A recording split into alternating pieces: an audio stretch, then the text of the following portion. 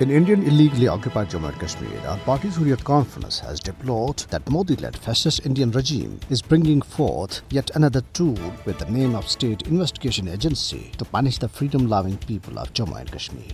The APHC spokesman, in a statement issued in Srinagar, pointed out that intensified use of military power, upsurge in raids on residences of resistance leaders, activists and businessmen, and termination of employees are indicative of the sadistic and unrealistic approach adopted by the Modi regime towards the Kashmiri people.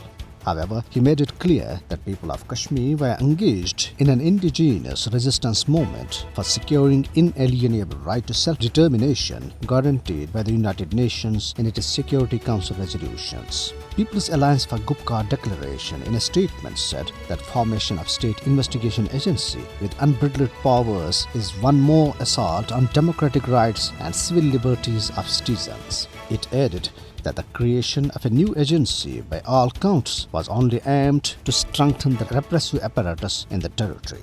The High Court Bar Association, in a meeting presided over by its chairman Nazir Ahmed Ronga in Srinagar, deplored that a spate of random arrests and detentions was ruining the educational and professional career of the students in the occupied territory. The meeting said that such kinds of actions were deemed as intellectual genocide in Kashmir Valley. Meanwhile, with the deployment of 50 additional companies of paramilitary forces, Indian authorities have intensified restrictions in Srinagar and other parts of the occupied territory.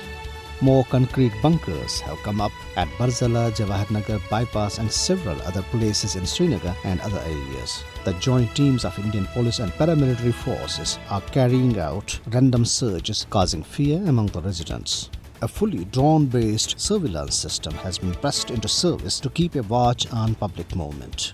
Jammu-based senior journalist and executive director of Kashmir Times, Anuradha Bhasin Jamwal, speaking at a webinar, categorically stated that situation in occupied Jammu and Kashmir did not improve since August 5, 2019. She maintained that alienation among people of the valley is at the breaking point. Human rights remain a major concern, civil rights have lost their relevance, and the common people have no access to the administrators who are not the native of the land. The event was organized by Center for Peace and Economic Prosperity in South Asia.